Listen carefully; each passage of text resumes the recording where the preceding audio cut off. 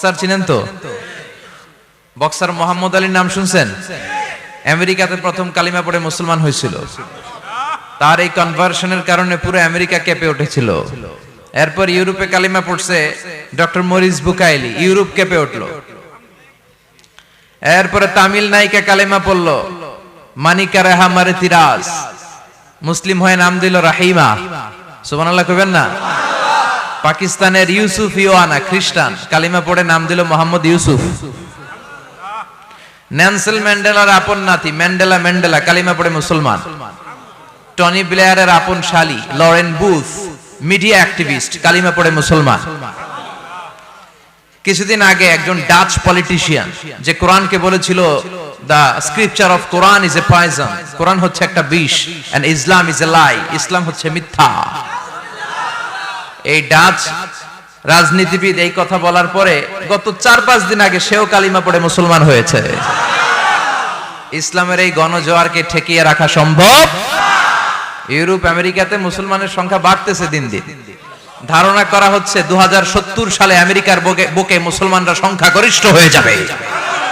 Europe America চষে বেরিয়ে খুঁজে খুঁজে খ্রিস্টান পাওয়া যাবে না। মুসলমানদের করতলগত গোটা বিশ্বটাকে আল্লাহ করিয়ে দিবে। চিল্লায় বলেন ঠিক কিনা? ইসলামের বিজয় কেউ ঠেকিয়ে রাখতে পারে না। ইসলামের বৈশিষ্ট্য হচ্ছে চারা বীজের মতো। চারা বীজ মাইথার দিয়াতে কি বলেন, চারা না বীজ? ইসলাম বিরোধীরা ইসলামকে মাটির নিচে গেড়ে ফেলতে চায়, কিন্তু ওরা জানে না এটা হচ্ছে চারা বীজ। এটা গেড়ে ফেললে কি হয়? বড় গাছে উপরে ওঠে। সুবহানাল্লাহ কইবেন না? তো বিশ্বনবী তো as a mercy for the entire universe, গোটা বিশ্বের জন্য রহমত। তিনি মক্কার সবচেয়ে বড় বক্সার রুকানার কাছে চলে গেল, যে বলল রুকানা আসলিম তাসলাম, ইসলাম মানো শান্তিতে থাকবা, দুনিয়ায়ও থাকবা আখিরাতেও থাকবা। সুবহানাল্লাহ পড়েন। রুকানা বলে না আব্দুল্লাহর বেটা মোহাম্মদ, আমি তো কালিমা পড়বো না, যদি বক্সিং খেলে আমারে হারায় দিতে পারো তাইলে কালিমা পড়ো। বিশ্বনবী বললেন আমি তো বক্সিং খেলি না রে বাপ। রুকানা বলল তাহলে আমিও কালিমা পড়ি না। বিশ্বনবী রাজি হলেন অবশেষে। ভাবলেন আমি বক্সিং খেললে একজন যদি জাহান্নাম থেকে জান্নাতি হয়, বক্সিং খেললে সমস্যা কই? কি রহমতের নবী, কি অ্যাটিটিউড, কি পজিটিভনেস, কি প্রোঅ্যাক্টিভনেস, অলওয়েজ প্রোঅ্যাক্টিভ। সব সময় ইতিবাচক চিন্তা করতেন। নেতিবাচক চিন্তা কারে বলে বিশ্বনবী জানতই না। সুবহানাল্লাহ পড়েন। বিশ্বনবী রাজি হলেন। এবার বক্সিং খেলার পালা। রুকানা হাফ প্যান্ট পরে গায়ের মধ্যে জাইতুনের তেল মেখে এভাবে লাফাচ্ছে। আপনারা রেসলিং খেলা দেখছেন? তেল মেখে পজিশন নেয় মারার জন্য প্রতিপক্ষকে। তো বিশ্বনবী তার পজিশন নেয় না, বিশ্বনবী দাঁড়িয়ে আছে। রুকানা বলল মোহাম্মদ আমি লাফাচ্ছি, তুমি লাফাও না কেন? তুমিও লাফাও। বিশ্বনবী বললেন না আমি লাফাই না, কারণ আমি সেলাইবিহীন লুঙ্গি পরি। সেলাই ছাড়া লুঙ্গি পরে যদি কেউ লাফায় বাতাসে সতর খুলে যাওয়ার সম্ভাবনা আছে না নাই? কি লাজুক নবী ছিলেন, কেউ বিশ্বনবীর লজ্জাস্থান জীবনেও দেখে নাই। হালিমাতুস সাদিয়ার বাড়িতে যখন বিশ্বনবী থাকতেন, হালিমাতুস সাদিয়া 5 বছর এই কুরাইশি মুহাম্মদ ছেলেটাকে লালন পালন করেছে। হালিমাতুস সাদিয়া বলল এই 5 বছরের ব্যবধানে কোনোদিন কুরাইশি মুহাম্মদরে কাঁদতে দেখি নাই। ক্ষুধা পেলেও ছেলেটা কাঁদতো না, ব্যথা পেলেও কাঁদতো না, শুধু লজ্জাস্থানের জায়গা থেকে কাপড়টা সরে গেলে শিশু মুহাম্মদ চিৎকার দিয়ে উঠতো। এবার মারামারির পালা। রুকানা বলে মোহাম্মদ তুমি মারো। বিশ্বনবী বললেন তুই মার, কারণ আমি মারলে ওই মায়ের হজম করার ক্ষমতা তোর নাই। বিশ্বনবীর এক হাতে জান্নাতি 40 জনের শক্তি ঢুকায় দিছে কে? তো বিশ্বনবী মাইট দিলে এটাও হজম করতে পারবে? কথা কর, পারবে না। এখন রুকানাও মারে না, বিশ্বনবীও মারে না, খেলাও শুরু হয় না। এখন ছবি টবি তোলা বাদ দেন, কোন ছবি তুলবেন না। এই ছেলে সিট ডাউন। বিশ্বনবীও মারে না, রুকানাও মারে না, খেলাও শুরু হয় না। এখন রুকানা বলে মোহাম্মদ তুমি মারো। বিশ্বনবী মারে নাই, কিন্তু বিশ্বনবী ওনার ডান হাত মোবারক কি নরম হাত, সফটার দেন সিল্ক, সিল্কের চেয়ে নরম ছিল। ওয়া কানা কাফুহু আবিয়াদু মিনাদ দিবাজ, সফটার দেন সিল্ক, রেশমের কাপড়ের চেয়েও বিশ্বনবীর হাতের তালু সফট ছিল। এই হাতটা দিয়ে বিশ্বনবী রুকানার ডান কাঁধে এভাবে টাচ করলেন। মারে নাই, খালি বলছে রুকানা এত লাফাস কেন? টাচ করার সাথে সাথে রুকানা বেহুশ হয়ে জমিনে পড়ে যায়। সবাই তো অবাক, ঘটনা কি? ঘটনা কি? কি মিরাকেল, কি অলৌকিকত্ব! পানি ঢেলে রুকানারে হুঁশ ফিরানো হয়েছে। সবাই বলে রুকানা তুই তো অনেক বড় পালোয়ান, আব্দুল্লাহর বেটা মোহাম্মদ ঘুষিও দিল না, লাথিও মারলো না, বেহুশ হইলি কেন? রুকানা বলে আর তোরা তো দেখোস নাই, তোরা দেখেছিস মোহাম্মদ হাত দিয়ে ধরেছে, আমার মনে হয়েছে বিশাল পাহাড় এসে কাঁধে চেপেছে। এজন্য ইসলামের অ্যাটিটিউড হচ্ছে ডিফেন্সিভ, আগে মারে না, আগে মারে না, মাইর খায়, কিন্তু খাইতে খাইতে দেয়ালে যখন পিঠ থেকে যায় তখন কিছু মাইর দেওয়ার দরকার আছে না নাই? Defensive attacking system. এমনকি যুদ্ধের ময়দানে বিশ্বনবী বলতেন খবরদার, সিভিল সিটিজেন যারা আছে, সাধারণ নাগরিক, তাদের গায়ে হাত তোলো না। চিফ অফ মিলিটারিকে বিশ্বনবী ডিরেকশন দিয়ে দিতেন, সাধারণ নাগরিক মেরো না, কোন নারীর গায়ে হাত তোলো না, বৃদ্ধ বৃদ্ধার গায়ে হাত তোলো না, শিশুদের গায়ে হাত তোলো না, ওই এলাকার ধর্মীয় পাদ্রীদের গায়ে হাত তোলো না। তোমাদের বিরুদ্ধে যারা যুদ্ধ করছে তারাও যদি তলোয়ার রেখে দিয়ে হাত তুলে বলে surrender, Al Aman, Aman, I sick the security, হাত তুলে আমান চাইলে তাদেরকেও মেরো না। আর এই নবীকে ওরা গালি দিয়ে বলে জঙ্গি আর সন্ত্রাস। যারা বিশ্বনবীরে গালি দেয় এরা পিতৃ পরিচয়হীন জারদ সন্তান। বিশ্বনবীরে গালি দিলে কলিজা আগুন লাগে মুসলমান, আগুন লাগে।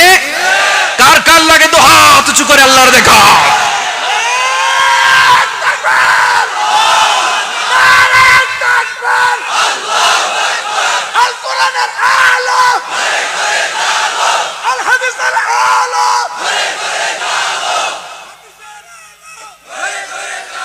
বিশ্বনবীর ভালোবাসা আল্লাহ আমাদের অন্তরে আরো বাড়িয়ে দাও। বিশ্বনবীর ভালোবাসা ছাড়া জান্নাতে যাওয়া যাবে?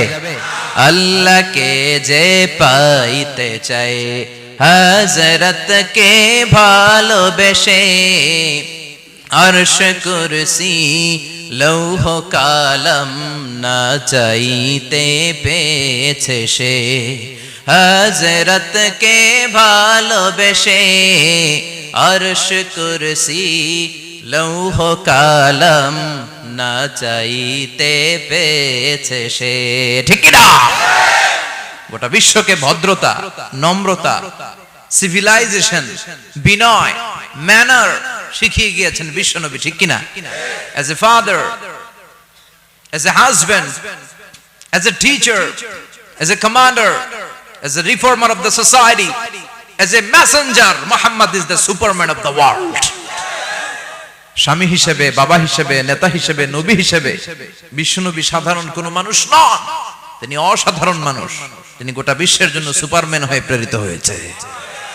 এজন্য ইসলাম শান্তির ধর্ম, ইসলাম মারামারি করে না। ঠিক কিনা? আপনাদের জিজ্ঞেস করছিলাম মারামারির সময় প্রশংসা করবেন কার? সব সময় আমাদের প্রশংসা করতে হবে একটা সত্তার। চিল্লায় বলেন তিনি কে? কেউ যেটা দেখে না দেখে কে? ওই আল্লাহর উপর ভরসা রাখতে রাজি আছেন তো? আল্লাহর কাছে চাইতে রাজি আছেন তো? আমাদের জীবনে বিপদ ঘটলেই আগে আমরা ফেসবুকে শেয়ার মারি। কথা কন, ফেসবুক আছে না নাই?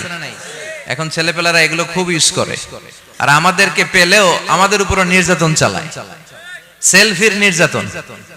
কিসের নির্যাতন? প্রতিদিন কত হাজার সেলফি যে তোলে, আর আইসাই হাত দুইটার এরকম বাঁকা করবে, কইরা এইভাবে সেলফি তোলে। আমি কই এটা কি স্টাইল? কয় গ্যাংনম স্টাইল। এইভাবে বাঁকা হয়ে সেলফি। কি স্টাইল? Gangnam style. তো এই সোশ্যাল প্ল্যাটফর্মগুলোকে আমাদের ইসলামের পক্ষে কাজে লাগাতে হবে। আমাদের প্রিয় শিল্পী মশিউর রহমান ভাই বললেন যে অ্যান্ড্রয়েড দিয়ে যেন আমরা ছেলে মেয়েদেরকে কোরআনের তেলাওয়াত শিখাই, ইসলামী সঙ্গীত শিখাই। এই অ্যান্ড্রয়েড যেন আমাদের চোখের জিনার কারণ না হয়ে যায়। এই অ্যান্ড্রয়েড ফোন যেন আমাদেরকে জাহান্নামী না বানায়। The decision is years. সিদ্ধান্ত আপনার। একটা শক্ত সিদ্ধান্ত আপনারে পারে জান্নাতের অধিবাসী বানাতে। আর আপনার দুর্বল সিদ্ধান্ত, শয়তানের হুইসপারিং, শয়তানের ওয়াসওয়াসাতে কাবু হয়ে যখন আপনি এটার মিসইউজ করবেন, এটাই আপনাকে জাহান্নামী বানাতে যথেষ্ট। The decision is yours. You have to take the right decision now. আপনাকে সিদ্ধান্ত নিতে হবে কই যাবেন, জান্নাতে না জাহান্নামে? কথা বলেন, কথা বলেন।